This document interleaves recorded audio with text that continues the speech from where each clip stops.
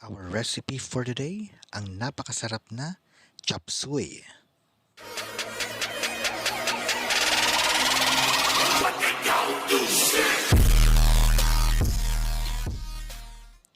For our ingredients, we have garlic and onion. We have minced pork. We have red bell pepper. We have cabbage or yung ating repolyo. And then, iminix natin yung gulay. Slice na. We have broccoli, sayote, we have young corn, we have beans, and carrots. So, combine na natin silang lahat.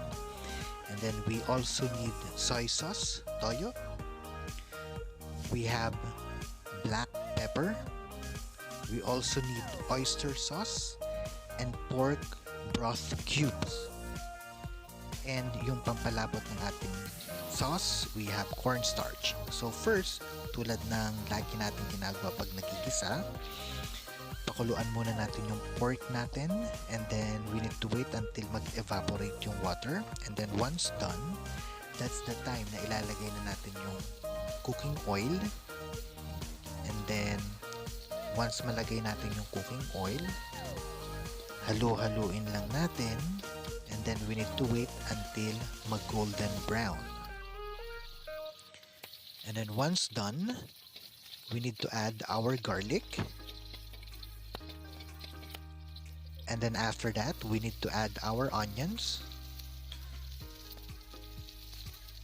So, we need to make sure na haluin natin ang ayos since na nasa first part tayo ng pagluluto, which is yung pagigisa. So, we need to make sure na lumabas yung flavor ng ating mga ingredients. So, once na alam naman natin na luto na siya, we need to add our soy sauce. So, ako kasi hindi ako gumagamit ng measurement. So, tinatansya ko lang. And then, we need to add our oyster sauce. And then, halo-halo lang tayo. Dire-diretso.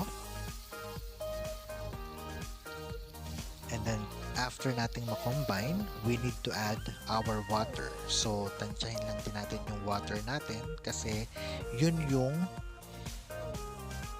titimplahan natin ng pampalasa. And then, we need to add our vegetables. So, unahin muna natin yung mga matitigas na pinagsama-sama natin. So, once na nagbo-boil na yung pinakasabaw natin, yun yung best time na ilagay natin yung vegetables. So, halu-haluin lang natin, and then pwede natin siyang iwan for like 5 to 10 minutes. And then, kapag kumukulo na siya, makikita naman natin if luto na yung ating vegetables. So, that's the time na ilalagay na natin yung ating repolyo or yung cabbage. So, itong repolyo na to, it's much better if hindi natin siya masyadong lulutuin para nandun pa rin yung sustansya niya. And then, yung purpose ng ating cornstarch is pampalapot ng sabaw. Pero, depende na rin yun sa inyo kasi meron namang mga gumagawa ng chopsuey na hindi naman malapot yung sabaw. So, prefer natin na medyo lang na malapot yung sabaw. And then after that, so halu-haluin lang natin, and then pwede natin siyang iwan. And then, kapag nakita natin na luto na siya, that's the time na of course pwede nating tikman. And then, we need to check kung okay na ba yung sabaw niya.